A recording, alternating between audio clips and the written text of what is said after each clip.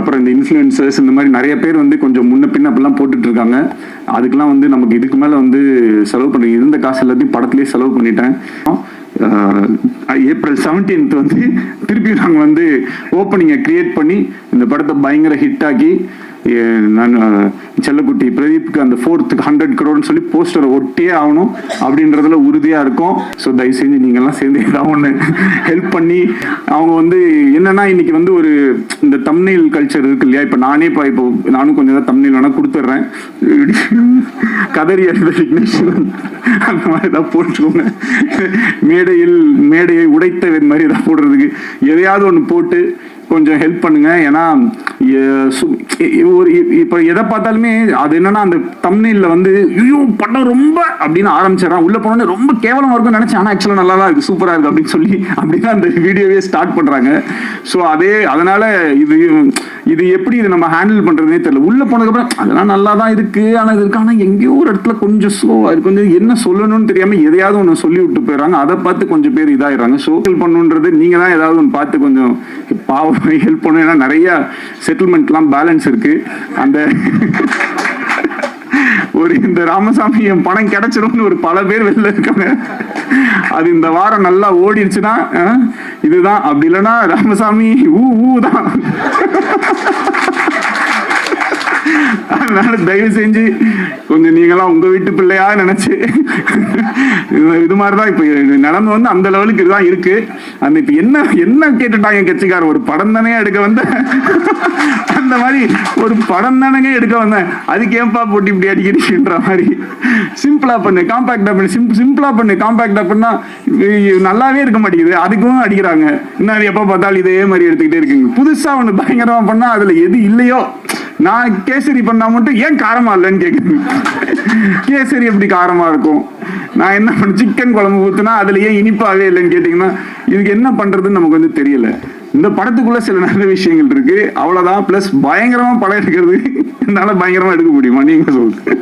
ஓரளவுக்கு தான் நம்மளால எடுக்க முடியும். அந்த ஓரளவுக்கு எடுத்ததை கொஞ்சம் ஜாலியா வந்து பார்த்துட்டு அழகா அதை ரசிச்சுட்டு உங்களுக்கு பயங்கரமா கோவம் வந்துச்சா மனசுக்குள்ளேயே வச்சுக்கோங்க. இல்ல ஏதாவது என் போன் நம்பரோ இல்ல ஏதோ ஒன்று எங்கேயாவது ஒரு இடத்துல நிச்சயமா என்ன பார்ப்பீங்க. அப்ப சைட்ல வந்து என்ன சொல்லுங்க, ஏன்டா அப்படி பண்ணேன்னு. அதை விட்டுட்டு அதுக்கு ஒரு வீடியோ போட்டு மொங்க சொல்லி ஏன் அப்படி பண்ணி. ஸோ அதனால படிக்க முடியாம போயிடும். அது சொல்லிட்டு இப்ப படிச்சீங்கன்னா இன்னும் அவமானமா விட்டுருங்க. ஓகே நானே படிச்சுக்கிறேன். காதலி திரையில் காளியாவாதி எல்லாருக்கும் ரொம்ப சந்தோஷம். ஒரு நிமிஷம் மேடம் விட்டுருங்க மேடம் ப்ளீஸ். அவர் வேற போயிட்டாரு சார், எஸ் சார் போயிட்டாரு. நான் ப்ரிப்பேர் பண்ணலன்ட்டு. காதலை திரையில் அப்படிலாம் இல்ல, எழுதிட்டு வரல நீங்க நினைச்சிட கூடாதுல. காதலை திரையில் கவிதையாய் வடித்தவர், கலர்ஃபுல் காட்சிகளில் கனவுகளை படைத்தவர், போடா போடியில் துள்ளி குதித்த இளமை, நானும் ரவுடிதான் என்று சொல்லி ஜெயித்த பெருமை, எளிமையான வரிகளால் இதயங்களை தொட்டவர், பாடல் ஆசிரியனாய் பாட்டிலேயே மேஜிக் செய்பவர், இயக்குனராய் இவர் ஒரு ட்ரீம் மேக்கர், வசனங்களில் இவர் ஒரு ட்ரெண்ட் செட்டர், காத்து வாக்குல தனது காதலை சொல்லி நயன்தாராவின் இதயத்தில் இடம் பிடித்தவர், முகத்தில் தெரியும் செல்மிஷ அரட்டை, இவருக்கு உலக உயிர் குழந்தைகள் இரட்டை, தானா சேர மாட்டார் சேர்ந்தால் விடமாட்டார், தமிழ் சினிமாவில் பலரும் பொறாமை கொள்ளும் சின்ன சிரிப்பில் மக்களை சிறைப்பிடித்தவர், காப்பீடு கம்பெனியின் காரணக்கர்த்தா, 2040 காதலை இன்சூரன்ஸ் பண்ண lovable man, director producer Vignesh Sivan அவர்களை பேச அழைக்கிறோம். Thank you so much. நேற்று ஒரு இன்டர்வியூவில் நான் சொல்லியிருந்தேன், இந்த ஒரு ஸ்டேஜில் ஒரு வடிவேல் ஃபைட்டில் வந்து அவர் எப்படி கப்பை வாங்கிட்டு நியாயமாக இந்த கப்பு எனக்கு தான்டா சொந்தம், நான் எவ்வளோ அடி வாங்கியிருக்கேன் பாடுறான்ற மாதிரி இந்த படம் ரிலீஸ் ஆனதே வந்து எனக்கு ஒரு பிளாக் பஸ்டர். இந்த படம் ரிலீஸ் ஆகிடுச்சு, அதுவே எனக்கு வந்து ஒரு பெரிய பிளாக் பஸ்டர் தான், எனக்கு ஒரு ஹிட்டு. ஏன்னா எப்பயுமே கொஞ்சம் கனவு பெருசாக இருந்துச்சுன்னா அது கொஞ்சம் கஷ்டமாக தான் இருக்குது. ஸோ நம்ம நிறைய தடவை என்னென்னா சுற்றி இருக்கிற சூழ்நிலைகள் காரணமாக எது கொஞ்சம் ஈஸியோ எது கொஞ்சம் சுலபமாக நடக்குமோ அப்படின்ற மாதிரி நம்மளே வந்து நம்மளுடைய கம்ஃபர்ட் ஜோன். இப்போ எனக்கு வந்து இப்போ என் வாழ்க்கை வந்து ரொம்ப ஒரு கம்ஃபர்ட் ஜோன்ல தான் இருக்குன்னு சொல்லலாம் கடவுளுடைய அனுகிரகத்தால். ஆனால் அதே அந்த கம்ஃபர்ட் ஜோனில் எத்தனை படம் வேணாலும் லைஃப்பில் நம்ம பண்ணிகிட்டே போயிட்டே இருக்கலாம். பட் அந்த கம்ஃபர்ட் ஜோனை பிரேக் பண்ணி நான் இருந்த ஒரு சுச்சுவேஷனே வந்துட்டு எனக்கு கொஞ்சம் என் மேலே பெருசாக நம்பிக்கை இல்லாத ஒரு சுச்சுவேஷனில் தான் இருந்துச்சு. அந்த மாதிரி ஒரு சமயத்தில் ஒரு கம்ஃபர்ட் ஜோனில் இருக்கிற ஒரு ப்ராஜெக்டை கை வைக்காமல் எனக்கு வந்து என்னை சேலஞ்ச் பண்ணிக்கக்கூடிய விஷயம். இந்த படத்தில் வந்து ஒரு ஃப்ரேம் கூட என்னால் ஈஸியாக எடுக்க முடியாது. சும்மா கேமரா எடுத்துகிட்டு போனால் ஒரு இடத்துல வச்சோன்னா அது வந்து ஒர்க் அவுட் ஆகாது. அதில் ஏதாவது ஒரு மெனக்கடலாவது இருக்கும். அதில் அட்லீஸ்ட் ஒரு காஸ்டியூமாவது கரெக்டாக இருக்கணும், இல்லை பின்னாடி இருக்கிற விஷயங்கள் கரெக்டாக இருக்கணும், இல்லை அதில் இதுக்கப்புறம் வரப்போகிற அந்த சிஜி கரெக்டாக இருக்கணும், இல்லை அங்கே இருக்கிற ஒரு மேக்கப்பில் ஏதாவது ஒரு விஷயம் கரெக்டாக இருக்கும், இல்லை பேச போகிற டைலாக்ல ஏதாவது ஒரு ஃபியூச்சரிஸ்டிக்கான ஒரு விஷயமா இருக்கணும். இந்த மாதிரி ஏதாவது ஒரு வேலையாச்சும் எக்ஸ்ட்ரா பண்ணணும் அப்படின்ற மாதிரி அப்படி பண்ணால் மட்டும்தான் இந்த படம் கொஞ்சம் கன்வின்சிங்காக இருக்கும். இல்லைனா நம்ம சும்மா சொல்லலாம் 2040 நடக்கிற மாதிரி அப்படின்னு. அப்புறம் இப்போ இந்த ஃபிலிம் ரிலீஸ் ஆச்சு. ரிலீஸ் ஆகும்போது நிறைய நல்ல ரிவ்யூஸ், நிறைய பாசிட்டிவான ஃபீட்பேக்ஸ், நிறைய பாராட்டுகள் அதெல்லாம் இருக்கிற அதே சமயத்தில் சில பேருக்கு வந்து இந்த ஃபிலிம் வந்து கொஞ்சம் ஸ்லோவாக இருக்குது, கொஞ்சம் லேக்காக இருக்குது, இந்த மாதிரி சில விஷயங்களுமே வந்து நான் பார்க்க தான் செய்கிறேன். ஸோ எப்பயுமே இந்த மாதிரி ஒரு ஹை கான்செப்ட், ஒரு ஏதாவது ஒரு கொஞ்சம் ஒரு ரெகுலராக நம்ம அந்த ஒரு அரைச்சமாவை அரைக்காமல் ஏதாவது ஒரு புதுசாக ஒரு விஷயம் சொல்லணும்னா அதற்கான இப்போ ஒரு ஃப்ளைட்டில் நம்ம ஏறுறோம்னா முதல்ல வந்து அந்த சீட் பெல்ட்டை போடுங்க, இந்த இதை பண்ணுங்க, அதெல்லாம் சொல்லும்போது கொஞ்சம் அந்த இடத்துல ஒரு தொய்வடைய தான் செய்யும். பட் அந்த ரூல்ஸ் எல்லாம் தெரிஞ்சதுனா தான் அதுக்கப்புறம் இருக்கக்கூடிய விஷயங்கள் இருக்கும். ஸோ படத்தில் சில இடங்களில் சில காட்சிகளில் வந்துட்டு கொஞ்சம் மெதுவாகவோ இல்லை கொஞ்சம் புரிய வைக்கிறதுக்காக, ஏன்னா ஒரு திரைப்படம்ன்றது வெறும் ஒரு கொஞ்சம் பேர் மட்டும் பார்க்கக்கூடிய விஷயம் இல்லை. அது எல்லா ஏஜ் குரூப்ஸ், எல்லா விதமான மக்களுமே வந்து பார்ப்பாங்க. அப்போ அவங்க எல்லாருக்குமே வந்து அந்த விஷயத்தை நம்ம எப்படி கடத்துறோம் அப்படின்றதுக்காக எல்லாத்து மேலேயுமே நம்ம வந்து கொஞ்சம் டீட்டெயில் பண்ண வேண்டிய ஒரு கட்டாயம் இருக்கு. ஸோ அப்படி இருக்கும்போது ஓவராலாக அந்த ஒரு ஃபில்மை நம்ம பேஸ் பண்ற விதமாகட்டும், சில விஷயங்களை நம்ம சொல்ற விதமாகட்டும், அதுக்கெல்லாம் வந்து நம்ம கொஞ்சம் எடுத்துப்போம். ஸோ அதை வந்து நான் ஒரு கன்ஸ்ட்ரக்டிவ் கிரிட்டிசிசமாக எடுத்திருக்கேன். அண்ட் அதை பார்க்கும்போது எனக்கும் சில விஷயங்கள் வந்து புரிஞ்சுது. பட் ஹேவிங் செட் இதில் இவ்வளோ விஷயங்கள் இருந்தாலும் தியேட்டரில் போய் இந்த படத்தை பார்க்கும்போது நான் நினச்சது வந்து ஒரு காதல் கதை. ஆனால் பொதுவாகவே எப்பயுமே காதல் படங்கள்னா அது ஒரு மாதிரி ஒரு தன்மையிலேயே போயிட்டே இருக்கும். பட் படம் ஃபினிஷ் ஆகும்போது வந்து அது எப்பயுமே ஒரு மெலோ ட்ராமாவா, ஒன்று ஹீரோயின் வந்து இதில் ஏர்போர்ட் போயிடுவாங்க, இல்லை ட்ரெயினில் ஏற போயிடுவாங்க, இல்லைனா ஏதாவது ஒரு சேஸு, இந்த மாதிரி ஒரு ரெகுலர் ஏரியாஸில் இல்லாமல் அதை வந்து ஒரு கமர்ஷியல் ஹீரோ வில்லன் ஃபில்முக்கு இருக்கக்கூடிய சில ஹை பாயிண்ட்ஸ் ஏதாவது ஒன்று கிரியேட் பண்ண முடியுமா அப்படின்ற ஒரு எக்ஸ்பெரிமெண்ட் ட்ரை பண்ணி தான் இந்த படத்தில் வந்து அதை வந்து முயற்சி செஞ்சோம். இப்போ அது கடைசியில் தியேட்டரில் வரும்போது அந்த இடத்துல கிளாப்ஸோ, அந்த இடத்துல வந்து ஒரு அப்ரிசியேஷன் வரும்போது பார்க்கறதுக்கு ரொம்ப நிறைவாகவும் சந்தோஷமாகவும், ஒரு ரைட்டராக நம்ம ஏதோ ஒரு விஷயம் ட்ரை பண்ணோம். அந்த ட்ரை பண்ணது ஒரு 1000 பேர் இருக்கக்கூடிய தியேட்டரில் அட்லீஸ்ட் ஒரு குறிப்பிட்ட நம்பர் ஆஃப் பீப்புளுக்காச்சும் அது வந்து ஒர்க் ஆகுது அப்படின்றது நினைக்கும் போது நம்மளுடைய வேலை மேலே நமக்கு இருக்கிற ஒரு நம்பிக்கை இன்னும் அதிகரிக்குது. அதுக்கு வந்து மிகப்பெரிய நன்றி டு த ஆடியன்ஸ். அப்புறம் இந்த படத்தை எடுக்கிறதுக்கு எனக்கு என்னுடைய ஃபர்ஸ்ட் பவர், இந்த ஃபில்மை நான் பண்ணக்கூடிய இந்த படம் நடக்கிறதுக்கு காரணமாக இருந்தது பிரதீப்னால தான் இந்த படம் நடந்துச்சு. இல்லைனா இந்த படம் நடக்க சான்ஸே கிடையாது. ஏன்னா இந்த படம் பிகினிங்லேருந்தே பட்ஜெட் தான் வந்து இஷ்யூ. இன்னைக்கு நம்ம சினிமாவில் பார்க்குறோம், எவ்ரிடே ஏதாவது ஒரு படம் ட்ராப் ஆகுது, ஏதாவது ஒரு படத்தில் இயக்குநர்கள் மாறிடுறாங்க. இன்னைக்கு வந்து டிரெக்டர்ஸோட சுச்சுவேஷன் வந்து ரொம்ப கவலைக்கிடமாக இருக்குன்னு சொல்லலாம். பேர் சொல்ல இது பண்ணல, ஓகே பேர் சொல்லணுன்னாலும் நான் சொல்லலாம். இப்போ ஒரு அவ்வளோ பெரிய ஒரு படம் வந்து ஆன்லைனில் வந்து லீக் ஆயிருக்கு. இதோடைய மொத்த வழியை, அதாவது எல்லாரோட வழியை விடையும் அந்த இயக்குனரோட வழி தான் அந்த இடத்துல வந்து ரொம்ப அதிகமாக இருக்கும். இந்த இடத்துல நான் வந்து ஹெச் வினோத் என்னோட ஃப்ரெண்டுக்கு வந்து என்னுடைய வருத்தத்தை நான் தெரிவிச்சுக்கிறேன். ஏன்னா இது வந்து ஒரு மரணம் அளவுக்கு ஒரு வலிக்கக்கூடிய ஒரு விஷயம். அது ஒரு டைரக்டரால் மட்டும்தான் அது வந்து ஃபீல் பண்ண முடியும். ஏன்னா ஒரு நாளும் ஒரு ஷார்ட்டும் எடுக்கும்போது அந்த டைரக்டர் வந்து அது எவ்வளோ கஷ்டப்பட்டு அதில் எவ்வளோ கனவுகளோடு அது எடுப்பாங்க அப்படின்றது ஆஸ் அ டைரக்டராக எனக்கு வந்து தெரியும். இங்கே இருக்கக்கூடிய எல்லாருக்குமே அது வந்து தெரியும். பட் அங்கேருந்து அது நம்ம நினச்ச மாதிரி ஒன்று வராமல் அது இந்த மாதிரி போகும்போது ரொம்பவே கஷ்டமாயிடுது அது. ஸோ அதே மாதிரி இப்போ என்னாலையும் வந்து என் படத்தை நான் நினச்ச மாதிரி எடுக்க முடியாதோன்னு அந்த பெயின்லேயே போய் கடைசியில் என்னால் முடிஞ்ச வரைக்கும் நான் அந்த படத்தை நான் நினச்ச மாதிரி வந்து எடுத்து அதை வந்து அப்புறமேட்டு ரிலீஸ் ஆகிறதுக்கும் பிரதீப் சார் சொன்ன மாதிரி அவ்வளோ டேட்ஸ் மாறி மாறி மாறி மாறி வந்ததுக்கு ஏகப்பட்ட காரணங்கள் இருந்துச்சு. எங்களால் நிறைய விஷுவல் எஃபெக்ட்ஸ் அவ்வளோ விஷயம் எதுவுமே கொஞ்சம் காம்ப்ரமைஸ் பண்ணி பண்ணுறதுக்கும் மனசு வரல. கொஞ்சம் இது இப்படி பண்ணிக்கலாம் அப்படின்னா கண்டிப்பாக மாற்றிருக்க முடியும். பட் ஆனால் அது மாதிரி ஏன்னா இந்த படத்தை என்னால் ஒரு தடவை தான் எடுக்க முடியும். அந்த ஒரு தடவை அதை எனக்கு நான் நினச்ச மாதிரி எடுத்துட்டா எனக்கு சந்தோஷம். அதுக்கு இவ்வளோ பேர் வந்து எனக்கு ஹெல்ப் பண்ணாங்க. ஷூட் வந்து ரொம்ப மாறி மாறி மாறி மாறி நடக்கும். பட் எப்போ வந்தாலுமே அவருடைய 100% எப்பயுமே கொடுக்குற ஒரு ஹீரோ எனக்கு கிடைச்சது வந்து எனக்கு ரொம்ப ரொம்ப ரொம்ப சந்தோஷம். டைமில் வந்து அவர் ரொம்ப ஷார்ப்பு. அதில் இன்றைக்கும் என் மேலே கொஞ்சம் டென்ஷன் ஆகிட்டாரு.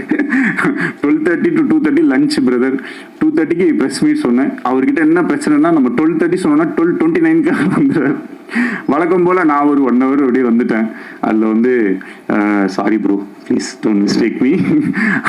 இதே மாதிரி எங்களோட ஷூட்டிங்லேயும் எவ்ரி டே வந்து அந்த சொன்ன டைமுக்கு வரதாகட்டும். ஆனால் அதே மாதிரி ஒரு ஷார்ட்டோடைய 100% அவர் ஒரு டிரெக்டர் தான்.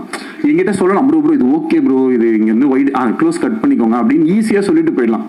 நானே ஏதாவது சின்ன சின்ன ஆட்லாம் ஏதாவது நடிக்கிறதுக்கு போவேன் கை செலவுக்கு. அப்போ வந்து அவங்க ஏதாவது ஒன்று சொல்லுவாங்க. அப்போ நான் சொல்லும்போது ப்ரோ ஓகே ப்ரோ இது இவ்வளோ தானே கட் பண்ணுவீங்க அப்படின்னு நான் சொல்லிட்டு நான் எஸ்கேப் ஆகிடுவேன். ஆனால் இவர் வந்து நான் எத்தனை தடவை எதை கேட்டாலும் வந்து அது அவர் அந்த இடத்துல வந்து ஒரு ஹீரோ. நான் வந்து ஒரு நடிக்க வந்திருக்கேன், நான் என் வேலையை தான் பண்ணுவேன்ற மாதிரி பண்ணுறது வந்து ரொம்ப ஆச்சரியமாக இருந்தது எனக்கு. அப்புறம் ஒரு குறிப்பிட்டு சொல்லணும்னா என் படத்தில் வந்து ஒரு ஸ்விம்மிங் பூலில் இருக்கிற மாதிரி ஒரு சீக்வன்ஸ் ஒன்று வந்துச்சு. தண்ணிக்குள்ளே இருக்கணும். இதுவே ஒரு ஆக்ஷன் ஃபிலிமில் நான் அந்த சீக்வன்ஸ் எடுத்திருந்தா மேபி அதோட வேற மாதிரி இருக்கும். இது ஒரு லவ் ஸ்டோரின்னும் போதே எல்லாருமே ப்ளஸ் இந்த ஜாலியான படம் கலர்ஃபுல்லான படம்னா அது என்னமோ எடுக்கிறது ரொம்ப ஈஸியாகவும் அது என்னமோ ரொம்ப விளையாட்டுத்தனமாக நம்ம எடுப்போன்ற மாதிரியுமே ஒரு பெர்செப்ஷன் இருக்கும். இதே ஒரு காட்டில் போய் ரொம்ப புழுதியில் அப்படி இப்படின்னு கஷ்டப்பட்டு இருக்கிற மாதிரி படம்னா அது ரொம்ப கஷ்டப்பட்டு எடுத்த மாதிரி படமாகவும், ஃபாரின்லலாம் போய் எடுத்தோம்னா அது ரொம்ப ஈஸியான படமாகவும் ஒரு பெர்செப்ஷன் இருக்கு. எல்லா படம் எடுக்கிறதும் கஷ்டம் தான். இப்போ இந்த மாதிரி ஒரு படத்தில் இந்த மாதிரி ஒரு சீக்வன்ஸ் ஒரு ஆக்ஷன் சீக்வன்ஸ்க்கு நிகராக உயிருக்கே ஆபத்தார அளவுக்கான ஒரு சீக்வன்ஸாக தான் அது வந்து எங்களுக்கு இருந்துச்சு. ஏன்னா கிட்டத்தட்ட அந்த கேமரா உள்ளே எடுத்துகிட்டு போய் ஒரு நிமிஷம் to 1.5 நிமிஷம் ஒரு மூச்சு வந்து தம் கட்டி வந்து நடிக்கணும். நைட்டு ஃபுல்லாமே அதை வந்து பண்ணிட்டு இருந்தாரு. அண்ட் நானும் ஸ்விம்மிங் பூலில் தான் வந்து இருந்தேன். ஸோ ஒரு தடவை சரி ஓகே இது எவ்வளோ கஷ்டம் அப்படி சொல்லிட்டு நம்ம ட்ரை பண்ணி பார்ப்போம்னு சொல்லி உள்ளே போனேன். உயிருக்கு பயந்து நான் உடனே வெளியே வந்துட்டேன். ஆனால் அவ்வளோ தடவை பண்ணி காலையில் 5:30-6 மணி வரைக்குமே வந்து அந்த சீக்வன்ஸை அவர் பண்ணி முடிச்சுட்டு கூட ஏன் ப்ரோ என்னை போட்டு இப்படி டார்ச்சர் பண்ணுறீங்கன்னு சொல்லுவாருன்னு பார்த்தா அப்புறம் ஓகேவா கரெக்டாக வந்துருச்சா எடுத்துக்கலாமா இன்னும் ஏதாவது எடுத்துக்கலாமா அப்படின்னும் போது ஒரு ஆக்டராகவும் ஒரு டிரெக்டராகவும் அந்த இடத்துல வந்து அவர் என்னை ரொம்ப இந்த மாதிரி நிறையா நான் ரொம்ப என்னை லைஃப் டைமில் வந்து என்னால் மறக்க முடியாத நிறைய மொமெண்ட்ஸை வந்து எனக்கு பிரதீப் கொடுத்துருக்காரு. அதுக்கு வந்து ஹார்ட்ஃபெல்ட் தேங்க்ஸ். இன்னைக்கு இந்த படத்துக்கு வந்து மிகப்பெரிய ஓப்பனிங். ஏன்னா மேபி இந்த படம் வந்து டிரெக்டட் பை வேற ஏதாவது ஒரு பேர் போட்டிருந்தா இன்னும் பயங்கரமாக கூட ஓப்பனாக இருக்கலாம், சொல்ல முடியாது. பிரதீப் ரங்கநாதன் அப்படின்ற ஒரு பேருக்காக ஆடியன்ஸ் அந்த ஓப்பனிங்கை வந்து என்னதான் டிலேஸ் அப்படி இப்படின்னு இருந்தாலும் அந்த அளவுக்கு வந்து இந்த படத்தை ஆதரவு கொடுத்துருக்காங்க. அதோடைய ஓப்பனிங்க்கு அவ்வளோ அந்த ஃபேன்ஸோ அவங்களுடைய விஷயங்கள் எல்லாமே வந்து ரொம்ப ரொம்ப பாசிட்டிவாக எங்களுக்கு வந்து அமைஞ்சிருச்சு. இப்போது இந்த வீக்கு என்ன பொறுத்த வரைக்கும் இந்த படம் வந்து ஒரு லாங் ரன் போகும், அதற்கான எல்லா தகுதியும் பொட்டென்ஷியலும் இந்த ஃபிலிமில் இருக்குது அப்படின்றத நான் நம்புகிறேன். இன்னும் இந்த வீக்கெண்டுமே வந்து பயங்கரமாக வந்து இந்த படம் எல்லாமே 10 வருஷம் முன்னாடி எடுத்த படத்தெல்லாம் எடுத்து ரீரிலீஸ் பண்ணிட்டு இருப்பாங்க. நான் இப்போ ஓடிட்டு இருக்கிற படத்தையே திருப்பி 17ஆம் தேதி ஃபர்ஸ்ட் டே மாதிரி ஒரு ஓப்பனிங் வாங்கணும் அப்படின்ற மாதிரி எனக்கு ஒரு ஆசை. இன்னும் கொஞ்சம் பயங்கரமாக இது ஒர்க் அவுட் ஆகணும். ஏன்னா நிறையா கொஞ்சம் மிக்ஸ்டு ரிவ்யூஸ் இந்த மாதிரிலாம் இருக்குது. அது படத்தை போய் பார்க்கும்போது மேபி இன்னும் பெட்டராக இருக்கலாம். இந்த ஒரு ஆல்ரெடி சில மைண்ட் செட்டோட பார்க்கும்போது எவ்வளோ அழகான இப்போ என்னது இது ஸ்வீட்டாக கேவலமாக இருக்குது அப்படின்னு சொல்லி குலாப் ஜாமுனை கொடுத்தா மேபி சாப்பிடும்போது அப்படி தோன்றதுக்கும் வாய்ப்பு இருக்குது. அந்த மாதிரி சும்மாவே ஏதாவது ஒரு விஷயத்த சொல்லி சொல்லி சொல்லி சொல்லி அது பண்ணும்போது அது கரெக்டாக போக மாட்டேங்குது. எந்த விதமான மைண்டில் எதுவும் இல்லாமல் இந்த படத்தை நீங்கள் போய் நேராக தியேட்டரில் உட்காந்து பார்த்தீங்கன்னா கண்டிப்பாக வந்து ரசிப்பீங்க அப்படின்றதுக்கு வந்து நம்பலாம். என்னுடைய வேர்டை நீங்கள் வந்து நம்பலாம். அண்ட் ப்ரோ இந்த ஃபில்மும் வந்து கூடிய சீக்கிரம் உங்களுடைய 100 crore கிளப்ல வரும். கான்ஃபிடென்ட்டாக இருங்க, வெற்றி நிச்சயம். நெக்ஸ்ட் வந்து கிருத்தி, சின்ன பொண்ணு. கிருத்தி அவங்க அம்மாவுமே கொஞ்சம் சின்ன பொண்ணு தான். 2 பேரும் வந்து பார்த்தீங்கன்னா செட்டில் அவங்கள வந்து அவங்கள எப்படின்னா அவங்க ஒரு குழந்தைய ஹேண்டில் பண்ணுற மாதிரி தான் நாங்கள் நிறைய தடவை ட்ரை பண்ணியிருப்போம். அதே நேரத்தில் நிறைய தடவை மிஸ்ஸும் ஆயிரும்.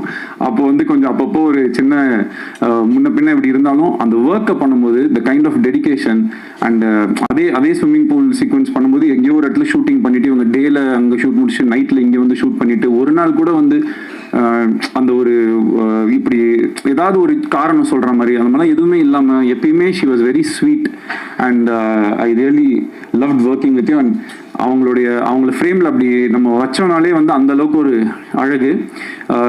சாதாரண ஒரு ரோட்ல தான் ஷூட் பண்ணிட்டு இருந்தோம் மலேசியாவில். அது ரவிவர்மன் சாரோட மேஜிக் வந்து எப்பயுமே எப்படி இருக்கும்னா நிறைய லைட்ஸ் நிறைய இது அப்படிலாம் போட்டு பயங்கரமாக காம்ப்ளிகேட்லாம் பண்ண மாட்டார். அது அவருக்கு வந்து அவர் ஒரு கிஃப்டட் டேலண்ட்.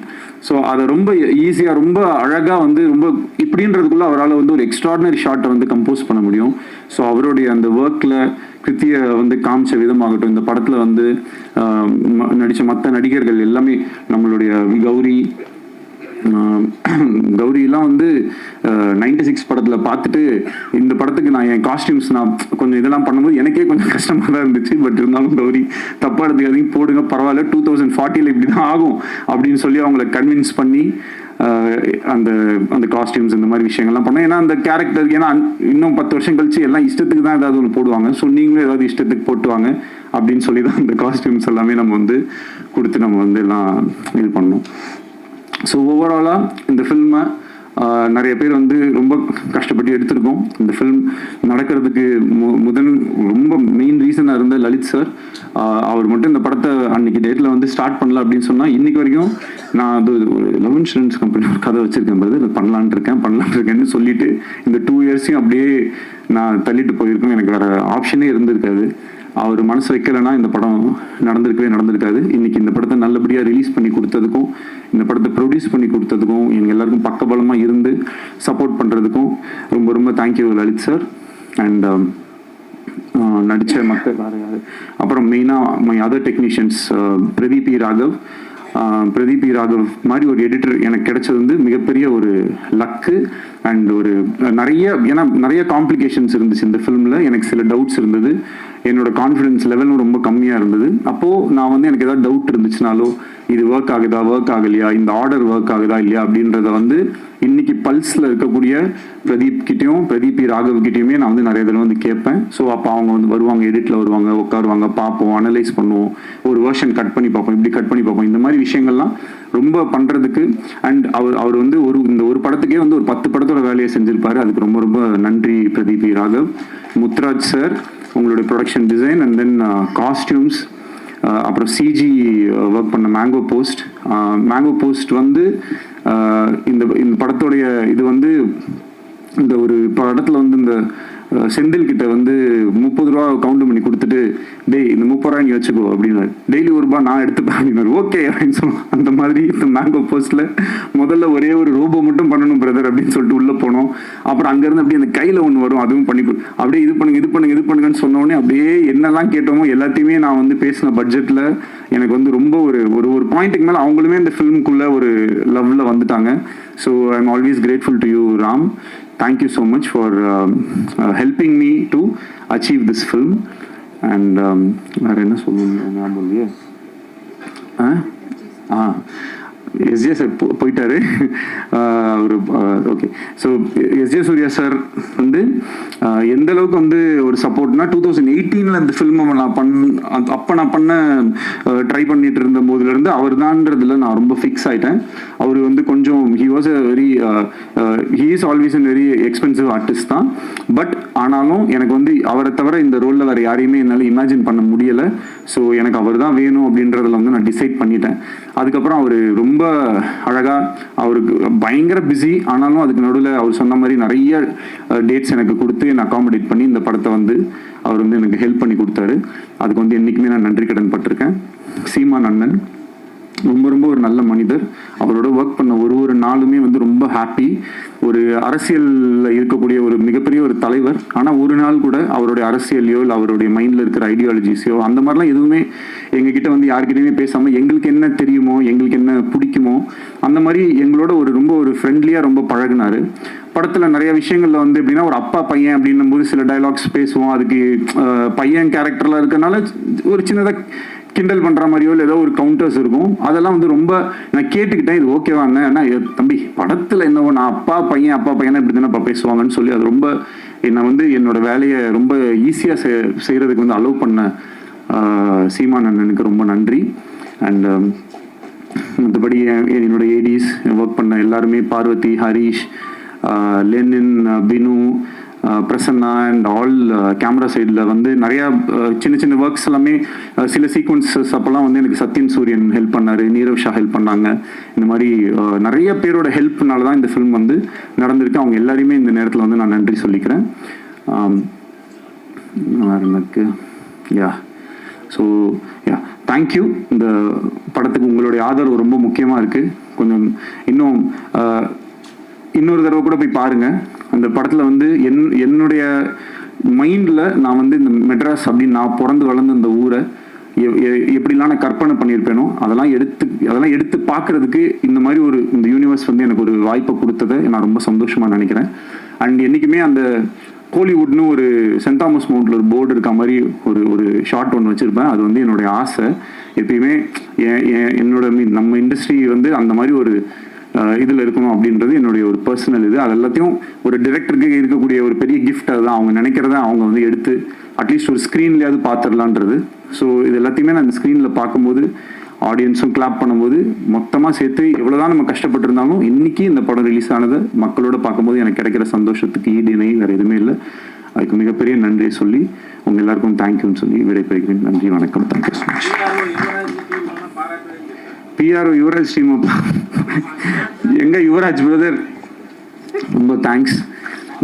எது இல்லை நம்ம அண்ணன் தானே. So thank you so much. இன்னைக்கு வந்து நீங்கள் இல்லைன்னா இவங்க யாருமே கொடுத்துக்க மாட்டாங்க. ஸோ அப்புறம் இந்த இன்ஃப்ளூயன்சர்ஸ் இந்த மாதிரி நிறைய பேர் வந்து கொஞ்சம் முன்ன பின்ன அப்படிலாம் போட்டுட்டு இருக்காங்க. அதுக்கெல்லாம் வந்து நமக்கு இதுக்கு மேலே வந்து செலவு பண்ணுறீங்க. இருந்த காசு எல்லாத்தையும் படத்துலேயே செலவு பண்ணிட்டேன். ஸோ தயவு செஞ்சு நீங்கள்லாம் சேர்ந்து ஏதாவது ஒன்று ஹெல்ப் பண்ணி அவங்க வந்து என்னன்னா இன்னைக்கு வந்து ஒரு இந்த தம்ப்நெயில் கல்ச்சர் இருக்கு இல்லையா. இப்போ நானும் கொஞ்சம் தான் தம்ப்நெயில் வேணால் கொடுத்துட்றேன். கதறி விக்னேஸ்வரன் அந்த மாதிரி ஏதாவது போட்டுக்கோங்க. மேடையை உடைத்த மாதிரி ஏதாவது போடுறதுக்கு எதையாவது ஒன்று போட்டு கொஞ்சம் ஹெல்ப் பண்ணுங்க. ஏன்னா இப்போ எதை பார்த்தாலுமே அது என்னன்னா அந்த தம்ப்நெயில்ல வந்து ஐயோ படம் ரொம்ப அப்படின்னு ஆரம்பிச்சிடறான். உள்ள போனோன்னு ரொம்ப கேவலமா இருக்கும்னு நினைச்சேன். ஆனால் ஆக்சுவலாக நல்லா தான் இருக்கு, சூப்பராக இருக்கு அப்படின்னு சொல்லி அப்படிதான் அந்த வீடியோவே ஸ்டார்ட் பண்றாங்க. ஸோ அதனால இது எப்படி இது நம்ம ஹேண்டில் பண்றதுனே தெரியல. உள்ள போனதுக்கப்புறம் அதெல்லாம் நல்லா தான் இருக்கு, ஆனால் இது இருக்கு, ஆனால் எங்கேயோ ஒரு இடத்துல கொஞ்சம் ஸ்லோவா இருக்கு, கொஞ்சம் என்ன சொல்லணும்னு தெரியாம எதையாவது ஒன்று சொல்லி விட்டு போயிடறாங்க. அதை பார்த்து கொஞ்சம் பேர் இதாயிடுறாங்க. ஸோ அதுக்கு எப்படி டேக்கிள் பண்ணுன்றது நீங்க தான் ஏதாவது ஒன்று பார்த்து கொஞ்சம் பாவம் ஹெல்ப் பண்ணும். ஏன்னா நிறைய செட்டில்மெண்ட்லாம் பேலன்ஸ் இருக்கு. அந்த இந்த ராமசாமி என் பணம் கிடைச்சிரும்னு ஒரு பல பேர் வெளில இருக்காங்க. அது இந்த வாரம் நல்லா ஓடிடுச்சுன்னா இதுதான், அப்படி இல்லைன்னா ராமசாமி தான்.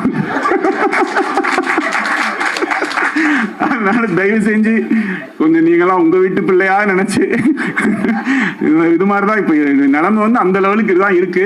அந்த இப்ப என்ன கேட்டுட்டாங்க கட்சிக்காரர், ஒரு படம் தானே எடுக்க வந்த அந்த மாதிரி ஒரு படம் தானே எடுக்க வந்தேன், அதுக்கு ஏன்பா போட்டு இப்படி அடிக்கிறீங்கன்ற மாதிரி சிம்பிளா பண்ணு, காம்பாக்டா பண்ணு, சிம்பிளா பண்ணு, காம்பாக்டா பண்ணா நல்லாவே இருக்க மாட்டேங்குது, அதுக்கும் அடிக்கிறாங்க. இன்னும் எப்ப பார்த்தாலும் இதே மாதிரி எடுத்துக்கிட்டே இருக்குங்க. புதுசா ஒண்ணு பயங்கரமா பண்ணா அதுல எது இல்லையோ, நான் கேசரி பண்ணா மட்டும் ஏன் காரமா இல்லைன்னு கேக்குது. கேசரி எப்படி காரமா இருக்கும்? நான் என்ன பண்ண சிக்கன் குழம்பு ஊத்துனா அதுல ஏன் இனிப்பாவே இல்லைன்னு கேட்டீங்கன்னா இதுக்கு என்ன பண்றதுன்னு நமக்கு வந்து தெரியல. இந்த படத்துக்குள்ள சில நல்ல விஷயங்கள் இருக்கு, அவ்வளவுதான். பிளஸ் பயங்கரமா படம் எடுக்கிறது என்னால பயங்கரமா எடுக்க முடியுமா நீங்க சொல்லுங்க. ஓரளவுக்கு தான் நம்மளால எடுக்க முடியும். அந்த ஓரளவுக்கு எடுத்ததை கொஞ்சம் ஜாலியா வந்து பார்த்துட்டு அழகா அதை ரசிச்சுட்டு உங்களுக்கு பயங்கரமா கோவம் வந்துச்சா மனசுக்குள்ளேயே வச்சுக்கோங்க. இல்ல ஏதாவது என் ஃபோன் நம்பரோ இல்ல ஏதோ ஒன்று எங்கேயாவது ஒரு இடத்துல நிச்சயமா என்ன பார்ப்பீங்க. அப்ப சைட்ல வந்து என்ன சொல்லுங்க, ஏன்டா அப்படி பண்ணேன்னு. அதை விட்டுட்டு அதுக்கு ஒரு வீடியோ போட்டு மொன்னு சொல்லி ஏன் அப்படி பண்ணி.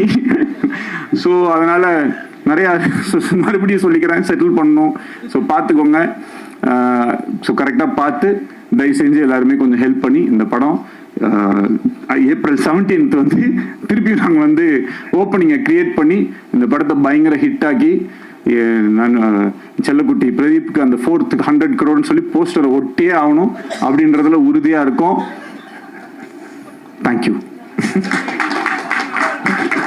இந்த மாதிரி வந்து விக்னேஸ்வரன் சார் எந்த ஸ்டேஜ்லயும் பேசினதே இல்லைன்னு நினைக்கிறேன். அவ்வளோ வந்து இதுக்கு மேல என்ன சொல்றது, செட்டில்மெண்ட் பண்ணணும்னே சொல்லிட்டாரு. இதுக்கு மேல எல்லாமே